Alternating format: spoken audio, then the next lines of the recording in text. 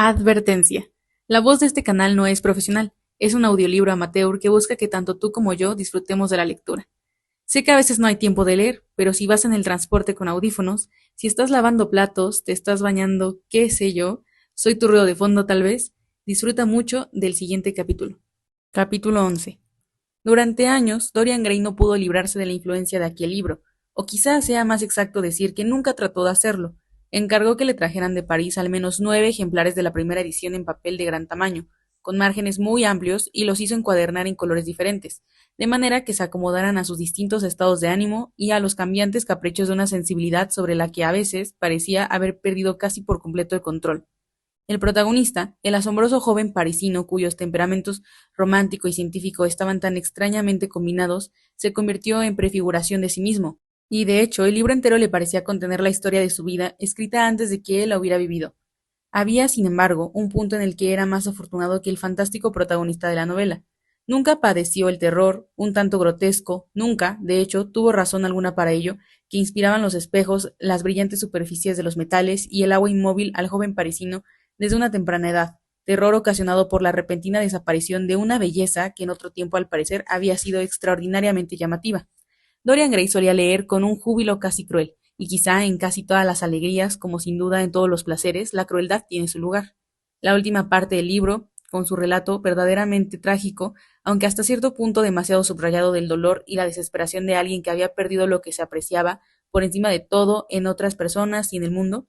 porque la singular belleza que tanto había fascinado a Basil Hallward y a otros muchos nunca parecía abandonarlo. Incluso quienes habían oído de él las mayores vilezas y periódicamente extraños rumores sobre su manera de vivir corrían por Londres y se convertían en la comidilla de los clubs, no les daban crédito si llegaban a conocerlo personalmente. Dorian Gray conservaba el aspecto de alguien que se ha mantenido lejos de la vileza del mundo. Las conversaciones groseras se interrumpían cuando entraba en una habitación. Había una pureza en su rostro que tenía todo el valor de un reproche. Su mera presencia parecía despertar el recuerdo de una inocencia mancillada. Todo el mundo se preguntaba cómo alguien tan atractivo y puro había escapado a la corrupción de una época sórdida a la vez que sensual. Con frecuencia, al regresar a su casa de una de aquellas misteriosas y prolongadas ausencias que daban pie a tan extrañas conjeturas entre quienes eran o creían ser sus amigos, Dorian Gray se deslizaba escaleras arriba hacia la habitación cerrada del ático, abría la puerta con la llave que nunca se separaba de su persona y se colocaba con un espejo delante del retrato pintado por Basil Hallward,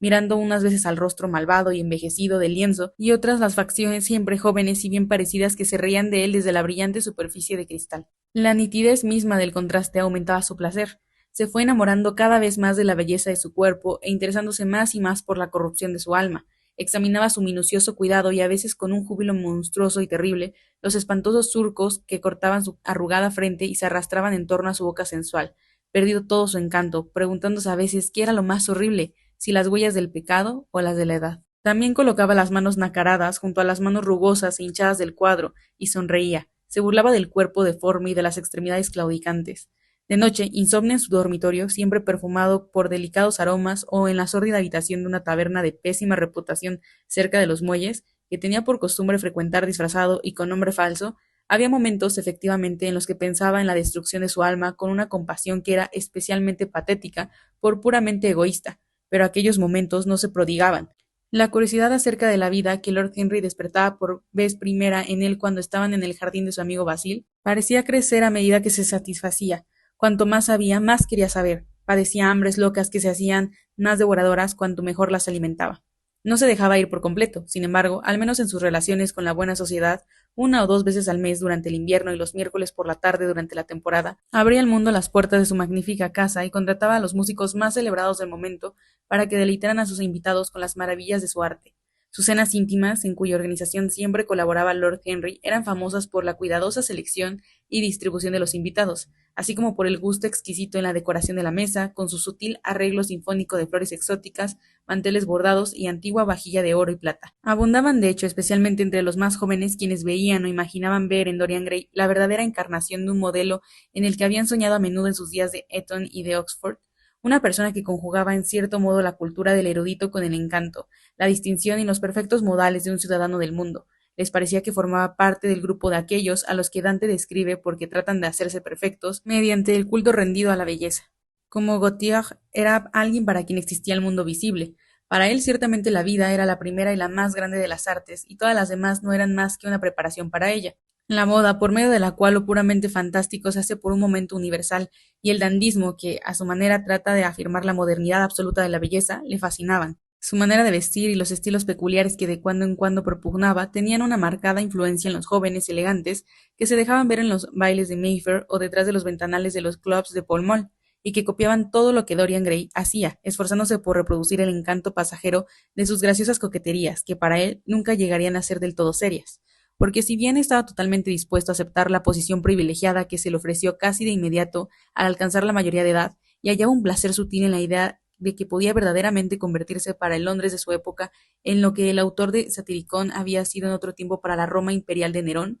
en lo más íntimo de su alma deseaba ser algo más que un simple arbiter elegantiario, a quien se consulta sobre la manera de llevar una joya, de cómo anudar una corbata o sobre cómo manejar un bastón. Dorian Gray trataba de inventar una nueva manera de vivir que descansara en una filosofía razonada y en unos principios bien organizados y que hallara en la espiritualización de los sentidos su meta más elevada. El culto de los sentidos ha sido censurado con frecuencia y con mucha justicia porque al ser humano su naturaleza le hace sentir un terror instintivo ante pasiones y sensaciones que le parecen más fuertes que él y que es consciente de compartir con formas inferiores del mundo orgánico. Pero Dorian Gray consideraba que nunca se había entendido bien la verdadera naturaleza de los sentidos, que habían permanecido en un estado salvaje y animal sencillamente porque el mundo había tratado de someterlos por el hambre y matarlos por el dolor, en lugar de proponerse convertirlos en elementos de una nueva espiritualidad en la que el rasgo dominante sería un admirable instinto por captar la belleza. Al contemplar el camino recorrido por el ser humano desde los albores de la historia, le dominaba un sentimiento de pesar. Eran tantas las capitulaciones y con tantos escasos resultados, se habían producido rechazos insensatos, formas monstruosas de mortificación, la autotortura, cuyo origen era el miedo y su resultado una degradación infinitamente más terrible que la degradación imaginaria de la que el ser humano, en su ignorancia, había tratado de escapar. La naturaleza, utilizando su maravillosa ironía, empujaba al anacoreta a alimentarse con los animales salvajes del desierto y al ermitaño le daba por compañeros a las bestias del campo. Sí, tenía que haber, como Lord Henry había profetizado, un nuevo hedonismo que recreara la vida, que la salvara de ese puritanismo tosco y violento que está teniendo en nuestra época un extraño renacimiento. Un hedonismo que utilizaría sin duda los servicios de la inteligencia, pero sin aceptar teoría o sistema alguno que implicara el sacrificio de cualquier modalidad de experiencia apasionada. Su objetivo, efectivamente, era la experiencia misma y no los frutos de la experiencia. Tanto dulces como amargos, prescindiría del ascetismo que sofocaba los sentidos y de la vulgar desvergüenza que los embotaba, pero enseñaría al ser humano a concentrarse en los instantes singulares de una vida que no es en sí misma más que un instante. Son muy pocos aquellos de entre nosotros que no se han despertado a veces antes del alba o después de una de esas noches sin sueños que casi nos hacen amar la muerte, o de una de esas noches de horror y de alegría monstruosa, cuando se agitan a las cámaras del cerebro fantasmas más terribles que la misma realidad, rebosantes de esa vida intensa, inseparable de todo lo grotesco que da el arte gótico su imperecedera vitalidad, puesto que ese arte bien parece pertenecer sobre todo a los espíritus atormentados por la enfermedad del ensueño. Poco a poco dedos exangües surgen de detrás de las cortinas y parecen temblar, adoptando fantásticas formas oscuras, sombras silenciosas apoderan, reptando de los rincones de la habitación para agazaparse allí. Fuera se oye el agitarse de pájaros entre las hojas, o los ruidos que hacen los hombres al dirigirse al trabajo, o los suspiros y sollozos del viento que desciende de las montañas y vaga alrededor de la casa silenciosa, como si temiera despertar a los que duermen, aunque está obligado a sacar a toda costa el sueño de su cueva de color morado. Uno tras otro se alzan los velos de delicada gasa negra, las cosas recuperan poco a poco forma y color y vemos cómo la aurora vuelve a dar al mundo su pritismo aspecto. Los lívidos espejos recuperan su imitación de la vida, las velas apagadas siguen estando donde las dejamos y a su lado descansa el libro a medio abrir que nos proponíamos estudiar, o la flor preparada que hemos lucido en el baile, o la carta que no nos atrevemos a leer o que hemos leído demasiadas veces. Nada nos parece que haya cambiado. De las sombras irreales de la noche renace la vida real que conocíamos. Hemos de continuar allí donde nos habíamos visto interrumpidos y en ese momento nos domina una terrible sensación, la de la necesidad de continuar enérgicamente al mismo ciclo agotador de costumbres estereotipadas, o quizá a veces el loco deseo de que nuestras pupilas se abran una mañana a un mundo remodelado durante la noche para agradarnos, un mundo en el que las cosas poseerían formas y colores recién inventados y serían distintas, o esconderían otros secretos, un mundo en el que el pasado tendría muy poco o ningún valor, o sobreviviría en cualquier caso sin forma consciente de obligación o de remordimiento, dado que incluso el recuerdo de una alegría tiene su amargura y la memoria de un placer su dolor. A Dorian Gray le parecía que la creación del mundo como aquellos era la verdadera meta, o al menos una de las verdaderas metas de la vida, y en su búsqueda de sensaciones que fuesen al mismo tiempo nuevas y placenteras y poseyeran ese componente de lo desconocido que es tan esencial para el ensueño, adoptaba con frecuencia ciertos modos de pensamiento que sabía eran realmente ajenos a su naturaleza,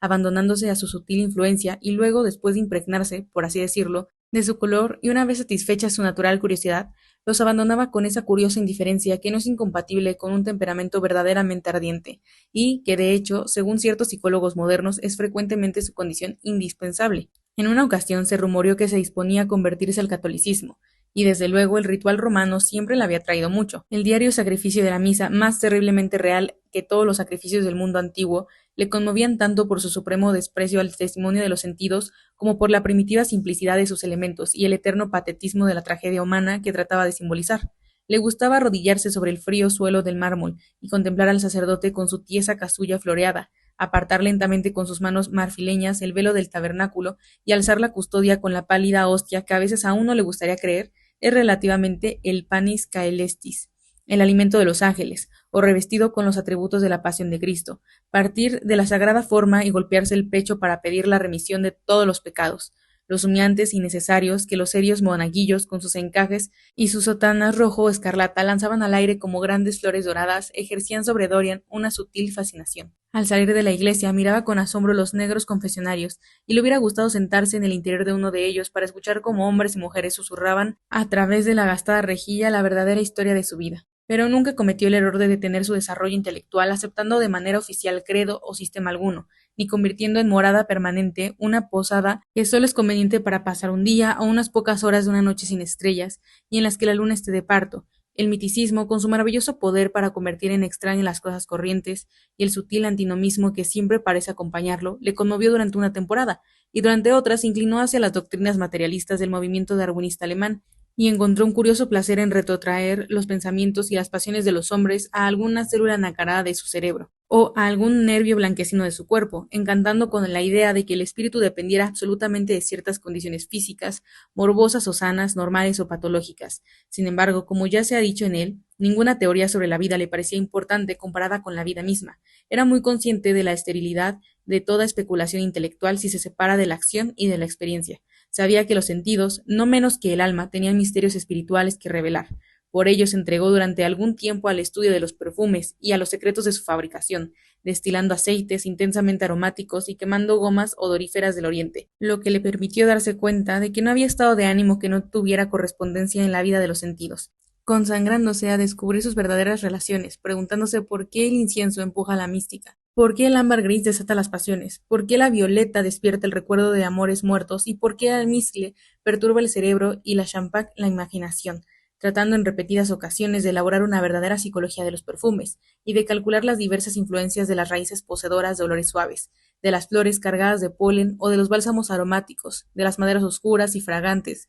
del espicarnado que provocaba la náusea, de la bobenia que enloquece y de los aloes de los que se dice que logran expulsar del alma la melancolía. En otra época se dedicó por entero a la música y a una amplia habitación con celosias, techo berbellón y oro y paredes lacadas en verde oliva. Daba curiosos conciertos en los que los cíngaros frenéticos arrancaban músicas salvajes de cítaras diminutas, o serios tunecitos vestidos de amarillo pulsaban las tensas cuerdas de monstruosos laúdes, mientras a negros sonrientes golpeaban monótonamente tambores de cobre, y esbeltos indios enturbanados, cruzados de piernas sobre esteras de color escarlata, tañían largas flautas de caña o de bronce y encantaban, o fingían encantar, a grandes cobras y horribles víboras cornudas. Los ritmos sincopados y las estridentes disonancias de aquellas músicas bárbaras le conmovían en momentos en que el encanto de Schubert, los hermosos pesares de Chopin y las majestuosas armonías del mismo Beethoven no conseguían hacer mella en su oído. Reunió procedentes de todas las partes del mundo, los instrumentos más extraños que puedan encontrarse, tanto en los sepulcros de pueblos desaparecidos como entre las escasas tribus salvajes que han sobrevivido al contacto con las civilizaciones occidentales,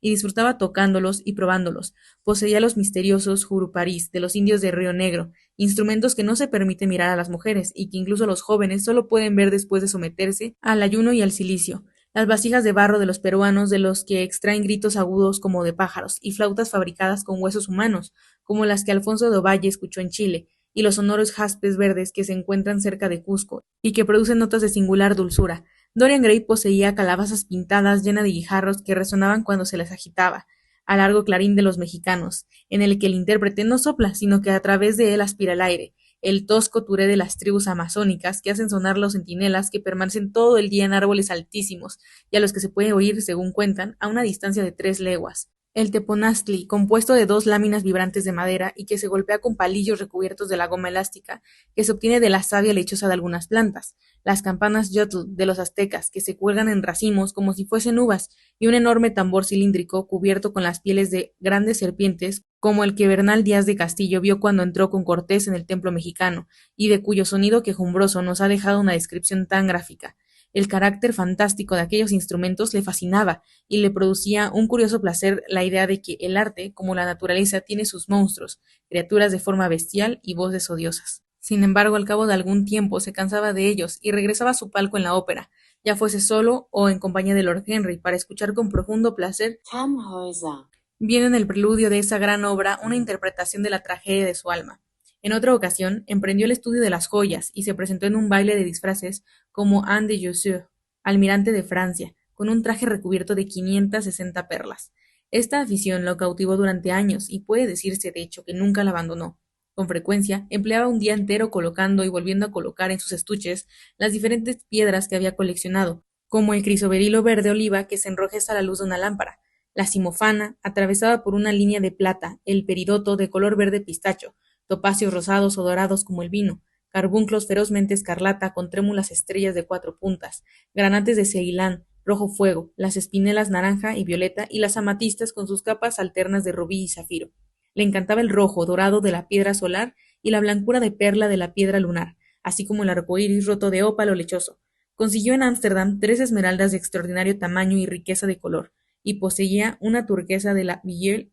Roche, que era la envidia de todos los entendidos. Descubrió igualmente historias maravillosas sobre joyas. En su disciplina Clericalis, Pedro Alfonso menciona una serpiente con ojos de auténtico jacinto, y en la vida novelada de Alejandro se dice del conquistador de Matia que encontró en el valle de Jordán serpientes, en cuyas espaldas crecían collares de verdaderas esmeraldas. Existe, nos dice Filóstrato, una piedra preciosa en el cerebro del dragón, y si se le muestran letras doradas y una túnica escarlata, el monstruo se sume en un sueño mágico y es posible matarlo. Según el gran alquimista Pierre de Boniface, el diamante proporciona invisibilidad, y el ágata de la India elocuencia, la cornalina calma la cólera, el jacinto invita al sueño y la amatista disipa los vapores del vino. El granate ahuyenta a los demonios y el hidropicus priva a la luna de su color. La selenita crece y mengua con la luna y al mausoleo, descubridor de ladrones, solo le afecta la sangre del cabrito. Leonardus Camillus había visto extraer de un sapo recién muerto una piedra blanca, antídoto infalible contra el veneno. El besoar que se encuentra en el corazón del ciervo de Arabia es un hechizo que puede curar la peste. En los nidos de los pájaros de Arabia se halla el aspilates que, según Demócrito, evita a quien lo lleva a todo peligro de fuego. El rey de Ceilán, en la ceremonia de su coronación, atravesó su capital a caballo con un gran rubí en la mano. Las puertas del palacio de Prest Juan estaban hechas de sardónice, incrustado de cuernecillos de cerasta o víbora cornuda, de manera que nadie pudiera introducir venenos en su interior. Sobre el glavete había 2 manzanas de oro con 2 carbunclos, de manera que el oro brillara de día y los carbunclos de noche. En la extraña novela de Lodge, A Margaret of America, se afirma que en la cámara de la reina podía verse a todas las damas castas del mundo en relicarios de plata, que miraban a quienes las contemplaban a través de hermosos espejos de crisolitas, carbunclos, zafiros y verdes esmeraldas. Marco Polo había visto a los habitantes de Zipango colocar perlas rosadas en la boca de los difuntos. Un monstruo marino estaba enamorado de la perla que el buceador llevó al rey Peroz, por lo que mató al ladrón y guardó luto durante 7 lunas en razón de su pérdida. Cuando los hunos lograron atraer al rey a una gran fosa, el monarca la arrojó lejos,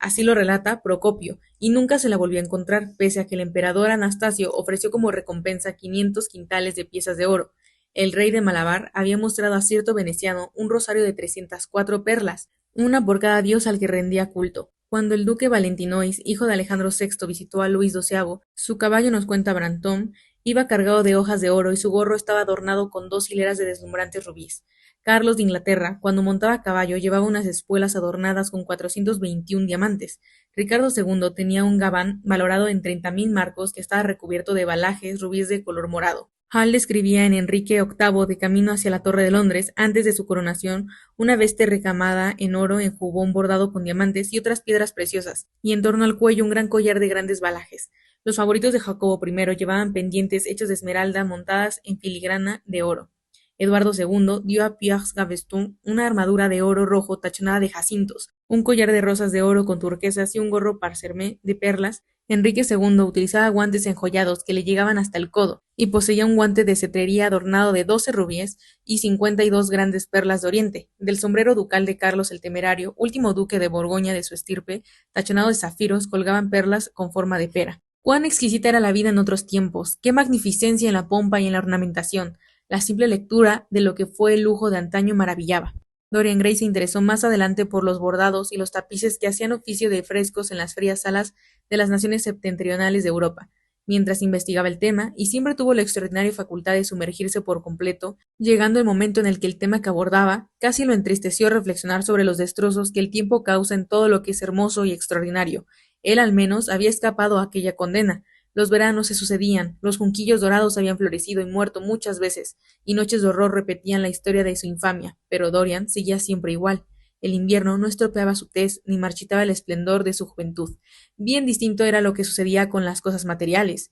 ¿Qué se había hecho de ellas? ¿Dónde estaba el gran manto de color azafrán, tejido por morenas doncellas que, para complacer a Atenea, por el que los dioses habían luchado contra los gigantes? ¿Dónde estaba el inmenso velarium que Nerón extendiera sobre el Coliseo romano? Aquella titánica vela morada en el que él representaba el cielo estrellado y Apolo conduciendo un carro tirado por blancos corceles con riendas de oro. Dorian anhelaba ver las curiosas servilletas confeccionadas para el sacerdote del sol, en las que se habían representado todas las golosinas y viandas que pudieran desearse para un festín, el paño mortuorio del rey Chilperico con sus 300 abejas doradas, las extravagantes túnicas que despertaron la indignación del obispo del Ponto, donde estaban representados leones, panteras, osos, perros, bosques, rocas, cazadores, todo lo que, de hecho, un pintor puede copiar de la naturaleza, y el jubón que vistiera en cierta ocasión Carlos de Orleans, en cuyas mangas había bordado la letra de una canción que empezaba con Madame je suis tout joyeux, en hilo de oro al acompañamiento musical de las palabras, y cada nota, de forma cuadrada en aquellos tiempos,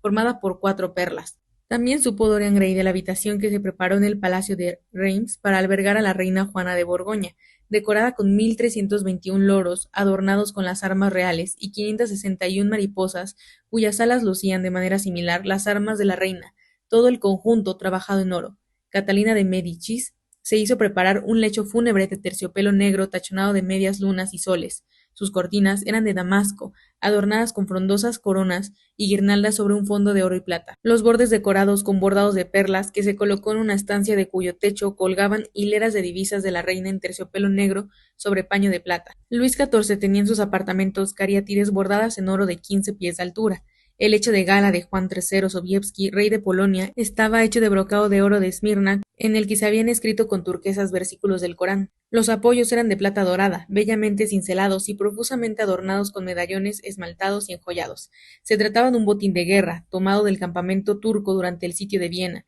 En el estandarte de Mahoma había flotado el viento bajo los vibrantes dorados de su baldaquín. Y así, durante todo un año, Dorian se esforzó por acumular los ejemplares más exquisitos de tejidos y bordados. Delicadas muselinas de Delhi, exquisitamente trabajadas con adornos de palmas en hilo de oro y tachonadas con alas de escarabajos irisados, gasas de Daca, a las que, dada su transparencia, se conocen en Oriente como aire tejido y agua corriente, y también como rocío nocturno, telas de Java con extrañas figuras, tapices amarillos muy refinados procedentes de China, libros encuadernados en satén leonado, o bellas sedas azules y adornados con flores de lis, pájaros, imágenes, velos de lacis tejidos con punto de Hungría, brocados sicilianos y tiesos terciopelados españoles, telas georgianas con sus monedas doradas y fukusas japonesas con sus dorados de tonos verdes y sus aves de maravilloso plumaje. También sentía una especial pasión por las vestiduras eclesiásticas, como de hecho por todo lo referente al servicio de la iglesia. En los largos baúles de cedro, dispuestos a lo largo de la galería oeste de su casa, había almacenado gran número de ejemplares raros y soberbios de lo que es realmente el aderezo de la esposa de Cristo, que debe adornarse con la púrpura, las joyas y el lino de mejor calidad para ocultar su pálido cuerpo, mortificado, gastado por el sufrimiento de ella misma, busca y herido por los dolores que se inflige. Dorian poseía una suntuosa capa pluvial de seda carmesí y damasco con hilo de oro, en las que las granadas repetían un motivo estilizado de flores de 6 pétalos, a cuyos lados se producía en perlas finas el emblema de la piña. Los orifrés estaban divididos en paneles representando escenas de la vida de la Virgen, y bordada su coronación en sedas de colores sobre la capucha. Se trataba de un trabajo italiano del siglo XV, Otra capa pluvial era de terciopelo verde, bordado con grupos de hojas de encanto en forma de corazón, de los que surgían flores blancas de largo tallo, trabajadas en hilos de plata y cristales de oro. El broche lucía una cabeza de serafín bordada en relieve con hilo de oro. Los orifrés estaban tejidos en un adamasco de seda roja y oro, y constelados con medallones de muchos mártires y santos, entre los que se hallaba San Sebastián. También se hizo de casullas de seda color ámbar, y seda azul y brocado de oro, y de seda damasca amarilla y paño de oro, con representaciones de la pasión y crucificación de Cristo, y bordadas con leones y pavos reales y otros emblemas, dalmáticas de satén blanco y de damasco de seda rosa, decoradas con tulipanes y delfines y flores de lis, frontales de altar de terciopelo carmesí y lino azul, y muchos corporales, velos de caliz y sudarios. En la utilización mística asignada de aquellos objetos había algo que estimulaba su imaginación, porque aquellos tesoros y todo lo que coleccionaba en su hermosa mansión estaba destinado a servirle de medio para el olvido. Era una manera de escapar durante una temporada al miedo que a veces le parecía casi demasiado intenso para poder soportarlo, en una pared de la solitaria habitación siempre cerrada con llave, donde transcurriera una parte tan considerable de su infancia y adolescencia, había colgado con sus propias manos el terrible retrato cuyos rasgos cambiantes le mostraban la verdadera degradación de su vida, y delante, a modo de cortina, había colocado el paño mortuario de color morado y oro. Pasaba semanas sin subir, olvidándose de aquella espantosa pintura, recuperando la ligereza del espíritu, la maravillosa alegría de vivir, dejándose absorber apasionadamente por la existencia misma. Luego, de repente, una noche cualquiera, salía furtivamente de su casa, bajaba hasta alguno de los terribles lugares próximos a Bluegate Fields, y allí se quedaba, por espacio de varios días, hasta que lo echaban. Al regresar a su casa se sentaba delante del retrato, a veces aborreciéndolo y aborreciéndose, pero dejándose dominar en otras ocasiones por ese orgulloso individualismo que supone buena parte de la fascinación del pecado, y sonreía secretamente complacido a la imagen deforme, condenada a soportar el peso que debiera haber caído sobre sus espaldas. Al cabo de algunos años empezó a resultarle imposible pasar mucho tiempo fuera de Inglaterra, y renunció a la villa que había compartido en Trouville con Lord Henry, así como a la blanca casita de Argel, aislada por un alto muro, donde ambos habían pasado más de una vez el invierno. No podía vivir lejos del retrato, que era un elemento tan imprescindible de su vida, y temía, además, que durante su ausencia alguien entrara en la habitación, a pesar de los complicados cerrojos que había hecho instalar. Se daba cuenta, por otra parte, con toda claridad, de que el retrato nada revelaría. Era cierto que todavía conservaba, bajo la vileza y fealdad del rostro, un considerable parecido con el original, pero ¿qué consecuencias se podían extraer de ello? Dorian Gray se reiría de cualquiera que intentase utilizarlo en su contra. No lo había pintado él. ¿Qué le importaba lo vil y abyecto de su apariencia? Aunque revelase la verdad, ¿quién la creería? Pero eso no impedía que sintiera miedo. A veces, cuando se hallaba en la gran mansión familiar de Nottinghamshire, donde recibía a los jóvenes elegantes de su misma posición social, que eran sus compañeros habituales, y donde asombraba a todo el condado con el lujo gratuito y la suntuosidad desmedida de su manera de vivir, abandonaba de repente a sus invitados para regresar precipitadamente a la capital y comprobar que nadie había forzado la puerta y que el retrato seguía en su sitio. ¿Qué sucedería si alguien lo robara? La mera posibilidad le helaba de horror. Sin duda el mundo llegaría entonces a conocer su secreto. Quizá el mundo lo sospechaba ya, porque si bien era cierto que fascinaba a muchos, había ya bastantes personas que desconfiaban de él. Casi estuvieron a punto de negarle la admisión en un club de West End, pese a que su cuna y su posición social justificaba plenamente que se le diera una respuesta afirmativa. También se contaba que, en una ocasión, al llevarle uno de sus amigos al salón para fumadores de Churchill, el duque de Berwick y otro caballero se pusieron en pie de manera muy ostensible y se retiraron. Curiosas historias acerca de su persona empezaron a hacerse frecuentes una vez que cumplió los 25 años. Se rumoreaba que se le había visto peleándose con marineros extranjeros en un local de pésima reputación en las profundidades de Whitechapel, e igualmente que se relacionaba con ladrones y monederos falsos y que conocía todos los ministerios de sus oficios. Sus sorprendentes ausencias se hicieron famosas, y cuando reaparecía entre la buena sociedad, la gente cuchicheaba en los rincones, o dejaba escapar una risa burlona al pasar a su lado, o lo miraba con fríos ojos interrogadores, como si estuvieran decididos a descubrir su secreto. Dorian Gray, por supuesto, no prestaba la menor atención a tales insolencias y desprecios deliberados, y en su opinión de la mayoría, su naturalidad y su aire jovial, su encantadora sonrisa adolescente y la gracia infinita de la maravillosa juventud que parecía no abandonarle nunca, eran por sí solas respuestas suficientes a las calumnias, porque así las calificaba la mayoría, que circulaban acerca de él. Se señalaba de todos modos que algunas de las personas con las que había tenido un trato más íntimo parecían al cabo de algún tiempo evitarlo, mujeres que manifestaron hacia él una adoración sin límites, que desafiaron por él la censura de la sociedad y que prescindieron de todas las convenciones, palidecían de vergüenza y horror si Dorian Gray entraba en el salón donde se encontraban. Aquellos escándalos susurrados solo servían, sin embargo, a ojos de muchos para acrecentar su extraño y peligroso encanto. Su gran fortuna era indudablemente un elemento de seguridad. La sociedad civilizada al menos nunca está muy dispuesta a creer nada en detrimento de quienes son al mismo tiempo ricos y fascinantes. Siente de manera instintiva que los modales tienen más importancia que la moral, y en su opinión, la respetabilidad más acrisolada vale muchísimo menos que la posesión de un buen chef. Y a decir verdad, consuela muy poco saber que la persona que te invita a una cena execrable o que te sirve un vino de mala calidad es irreprochable en su vida privada. Ni siquiera las virtudes cardinales justificaban unas entrées semifrías, como señaló en una ocasión Lord Henry, en un debate sobre aquel tema, y existen sin duda excelentes razones para sostener ese punto de vista, porque los cánones de la buena sociedad son, o deberían de ser, los mismos que los cánones del arte. La forma es absolutamente esencial. La vida social debe tener la dignidad de una ceremonia y también su irrealidad, y combinar la intensidad de una comedia romántica con el ingenio y la belleza que la dotan de encanto para nosotros. ¿Acaso la insinceridad es una cosa tan terrible? No lo creo. Es sencillamente un método que nos permite multiplicar nuestras personalidades. Tal era, al menos, la opinión de Dorian Gray, que se asombraba de la superficialidad de esos psicólogos para quienes el yo es algo sencillo, permanente, fiable y único. Para él, el hombre era un ser dotado de innumerables vidas y sensaciones, una criatura compleja y multiforme que albergaba curiosas herencias de pensamientos y pasiones,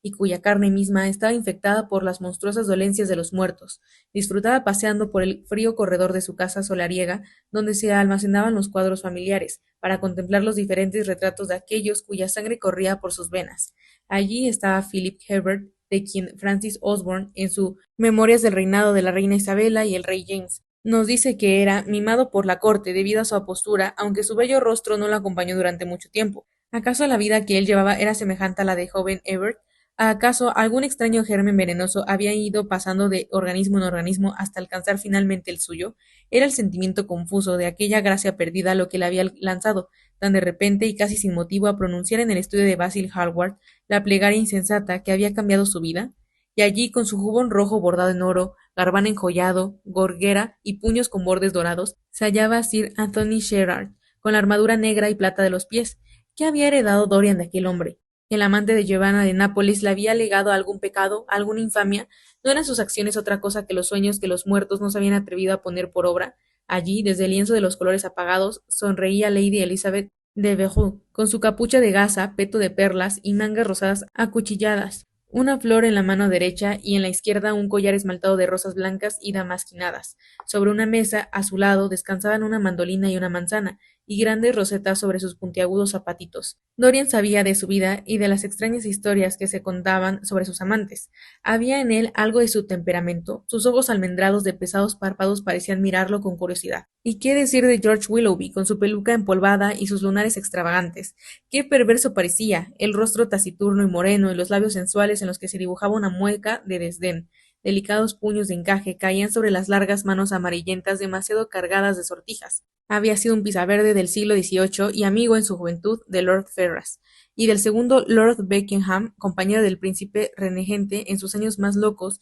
y uno de los testigos de su matrimonio secreto con la señora Fitzherbert. Qué orgulloso y apuesto, con sus bucles de color castaño y su pose de perdonavidas. Qué pasiones le habría alegado. El mundo le atribuyó todas las infamias. Había dirigido, sin duda, las orgías de Carlton House, pero sobre su pecho brillaba la estrella de la jarretera. Junto al suyo podía verse el retrato de su esposa, una pálida mujer vestida de negro, de labios muy finos. También aquella sangre corría por las venas de Dorian. Qué curioso parecía todo, y su madre, con el rostro a lo Lady Hamilton y los labios frescos humedecidos por el vino. Dorian sabía lo que había recibido de ella. Le había transmitido su belleza y la pasión por la belleza de otros. Se reía de él con su holgado vestido de bacante. Había hojas de viña en sus cabellos, la copa que sostenía derramaba púrpura. Los claveles del cuadro se habían marchitado, pero los ojos seguían siendo maravillosos por su profundidad y la magia de su color, y parecían seguirlo dondequiera que fuese. Pero también se tienen antepasados literarios, además de los de la propia estirpe, muchos de ellos quizá más próximos por la constitución y el temperamento, y con una influencia de la que se era consciente con mucha mayor claridad. Había ocasiones en que Dorian Gray le parecía que la totalidad de la historia no era más que el relato de su propia vida, no como la había vivido en sus acciones y detalles, sino como su imaginación la había creado para él, como había existido en su cerebro y en sus pasiones. Tenía la sensación de haberlas conocido a todas aquellas extrañas y terribles figuras que habían atravesado el gran teatro del mundo, haciendo del pecado algo tan maravilloso y del mal algo tan sutil.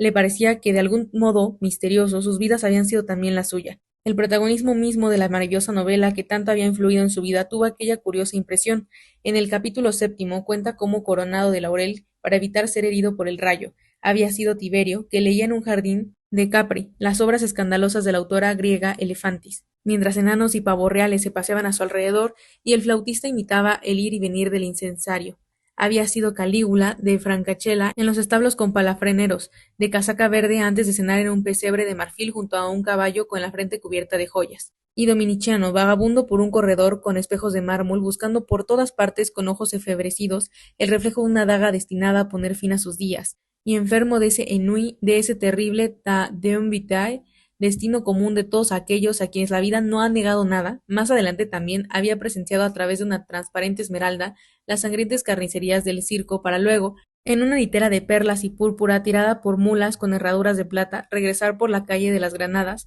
a la Casa Dorada, mientras que a su paso los habitantes de Roma aclamaban al César Nerón. Había sido Heliogábalo, el rostro pintado de colores, que trabajaba en la rueca entre las mujeres y que trajo de Cartago a la luna para dársela al sol o en matrimonio místico. Dorian leía una y otra vez tan fantástico capítulo y los dos siguientes que representaban cómo le hacen ciertos tapices singulares o ciertos esmaltes extraños hábilmente trabajados, las formas estremecedoras y espléndidas de aquellos a quienes el vicio y la sangre y el tedio convirtieron en monstruos o en locos. Filipo, duque de Milán, que asesinó a su esposa y le pintó los labios con un veneno escarlata para que su amante sorbiera la destrucción de la criatura muerta que acariciaba. Pietro Barbi, el veneciano conocido por el nombre de Paulo II, quien en su vanidad quiso reclamar el título de Formosus, y cuya tiara, valorada en 200.000 florines, se compró al precio de un pecado abominable. Gian Maria Visconti, que utilizaba sabuesos para cazar hombres, y cuyo cuerpo, al morir asesinado, cubrió de rosas una etaria que lo había amado. El Borgia sobre su corcel blanco y el fratricida cabalgando a su lado, con el manto manchado por la sangre de Peroto. Pietro Riario, el joven cardenal del arzobispo de Florencia, hijo y favorito de Sixto IV, de belleza sólo igualada por su libertinaje, que recibió a Leonor de Aragón en un pabellón de seda blanca y carmesí, lleno de ninfas y centauros, y que recubrió a un jovencito de panes de oro para que hiciera las veces, con motivo de la fiesta de Ganimedes o de Hilas, Eselino, cuya melancolía sólo se curaba con el espectáculo de la muerte y que sentía pasión por la sangre, como otros hombres la tienen por el vino tinto. Hijo del maligno, que se decía que había hecho trampas a su infernal padre cuando se jugaba el alma a los dados, Jean Baptista Cibo, que por burla tomó el nombre de inocente y en cuyas venas aletargadas un doctor judío inyectó la sangre de 3 jóvenes. Segismundo Malatesta, el amante de Isota y señor de Rimini, cuya efigie fue quemada en Roma como enemigo de Dios y de los hombres, que estranguló a Pulicena con una servilleta, dio a Ginebra de este veneno en una copa de esmeralda, y queriendo honrar una pasión vergonzosa, construyó una iglesia pagana para el culto cristiano.